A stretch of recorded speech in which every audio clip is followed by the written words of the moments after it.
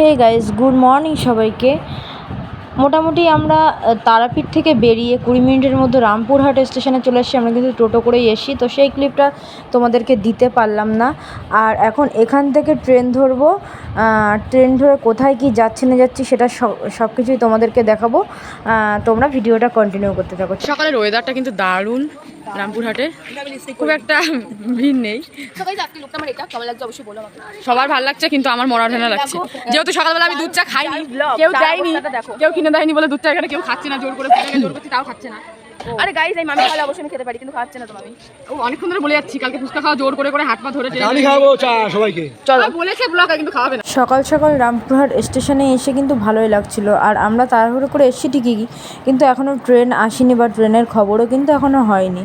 Train আসলে তো অবশ্যই তোমাদেরকে দেখাবো। আগে স্টেশনটা ভালো করে দেখিয়ে দিই, ততক্ষণ আমরা কটা ফটো আর ভিডিও তুলে নিই। পূজার কাণ্ডবণ্ড দেখো।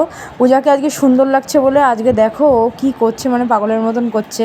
আর আমার মুখটা আমি দেখাতে পারছি না, কারণ তোমরা জানো আমার প্রচণ্ড শরীর খারাপ হয় বাইরে আসলে, তাই জন্য আমি ভালো করে ভিডিওর সামনে আসতে পারছি না। যাই হোক, এই বলতে বলতে দেখো ট্রেনও আমাদের ঢুকে গেছে। হ্যাঁ, এটা কিন্তু লোকাল ট্রেনই ছিল। ট্রেনের টিকিটটা দাদাভাই রামপুরহাট স্টেশন থেকেই কেটে নিয়েছে। কত নিয়েছে সামথিং আমি জানি না, মোটামুটি ধরে রাখো 30 থেকে 35 মিনিট আমাদের সময় লাগবে আমরা যেখানে যাচ্ছি। তো ট্রেনটা থামার পরে আমি মোটামুটি আমার সিটে বসে পড়েছি। হ্যাঁ, বেশিক্ষণ তো সময় লাগবে না, গান শুনতে শুনতেই মোটামুটি কাটিয়ে দিচ্ছি। চলো তাহলে। আর এখন কিন্তু আমরা প্ল্যাটফর্মে নেমে পড়েছি। আর কোন প্ল্যাটফর্মে নেমেছি, কোথায় যাচ্ছি সেটাও তো তোমাদেরকে দেখাবো। আর এখন মোটামুটি বাজে 8:10। চলো তাহলে। আর সামনে রয়েছে ব্রিজটা টপকে কিন্তু আমাকে ওই সাইডে যেতে হবে। চলো, ব্রিজটাও তোমাদেরকে একটু ভালো করে দেখিয়ে দেবো পেছন ক্যামেরায়। হ্যাঁ, অনেকটা বড় ব্রিজ কিন্তু। আর দিদিভাইরাও লাগেজ নিয়ে উঠে পড়েছে। তোমাদের দাদাভাই হাই হাই করছিলো, দেখতে পাচ্ছ? হ্যাঁ, ব্রিজটা আমাদের ওখানে কেমন হয়, সিঁড়ি টাইপসের হয়। এখানে কিন্তু কোনো সিঁড়ি না, মানে উপরের দিকে উঠে যাচ্ছে। মানে দূরের থেকে দেখে তো বুঝতেই পারছো তোমরা, এরকম মানে এটা দিয়ে ঘুরে তারপর আমার ওই পাশে যেতে পারে। এদিকে কিন্তু আমরা যে ট্রেনটা এসেছি সেই ট্রেনটা কিন্তু অলরেডি ছেড়ে দিয়েছে। চলো তাহলে উপরে উঠি আস্তে আস্তে। পায়ে কিন্তু প্রচণ্ড ব্যথা করছে, মনে হচ্ছে যেন সেই দার্জিলিংয়ে উঠে পাহাড়ের দিকে উঠছিলাম সেরকম মনে হচ্ছে।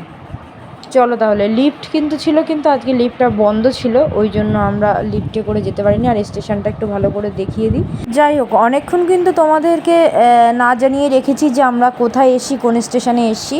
সো এবার তোমাদের তো জানার অবশ্যই দরকার। আমি কিন্তু বোলপুর স্টেশনে এসেছি। আর বোলপুর এসে কোথায় যেতে হবে কি তোমরা নিশ্চয়ই সবাই জানো। যাই হোক, সেটা পরে আলোচনা করছি। এখন নিয়ে নিলাম সকালবেলা 1 কাপ দুধ চা মাটির ভাঁড়ে আর একটা টোস্ট বিস্কুট। তো বিস্কুটটা রাখতে গিয়ে আমার চাটা পড়ে গিয়েছিল। যাই হোক, পরের ক্লিপটা আর নিয়ে নিই। আবারও একটা চা নিয়ে নিয়েছিলাম। এতদিন আমরা 70 টাকায় ভেজ থালি খেয়েছি, কিন্তু আজকে বোলপুরের মধ্যে এমন একটা হোটেল বা ঘরোয়া হোটেল তোমাদেরকে দেখাবো যেখানে 100 টাকায় রাজকীয় খাবার তোমরা পেয়ে যাবে, তাও আবার কাঁসার থালায়। চলো তাহলে যাওয়া যাক, গুটি গুটি পাই।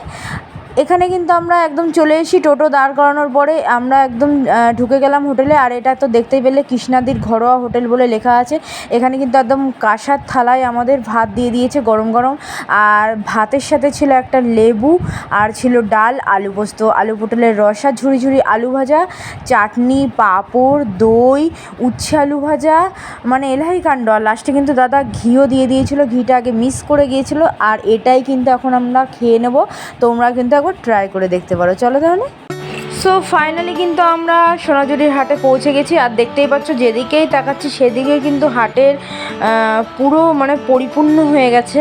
আর তোমাদের এক এক করে দোকান যতদূর পারবো দেখাবো, খুব বেশি তো দেখাতে পারবো না, প্রচুর দোকান। যেদিকেই তাকাচ্ছি সেদিকে দোকানে। তোমাদের দাদাভাই ঘুরে বেড়াচ্ছে, সায়ন্তিকাও দেখতে পাচ্ছ এদিক ওদিক ঘুরে বেড়াচ্ছে। মানে আমাদের এখানে নামার পরে গাড়ি থেকে যে যেদিকে পাচ্ছে ঘুরে যাচ্ছে। আর ফাইনালি আমরাও বেরিয়ে পড়লাম ঘোরার জন্য। দিদিভাই তো মুখ ঢেকে নিয়েছে, আমার কাছে স্টল ছিল না বলে ঢাকতে পারিনি। পূজাও মুখ ঢেকে নিয়ে নিয়েছে। আর ওর কাছে আমি ক্যামেরাটা আর কি ফোনটা ধরিয়ে দিয়েছিলাম। আর আমরা কিন্তু কেনাকাটার জন্য দেখছিলাম। চলো তোমাদের আস্তে আস্তে তাহলে ঘুরিয়ে দেখাই, বেশি কথা বলবো না।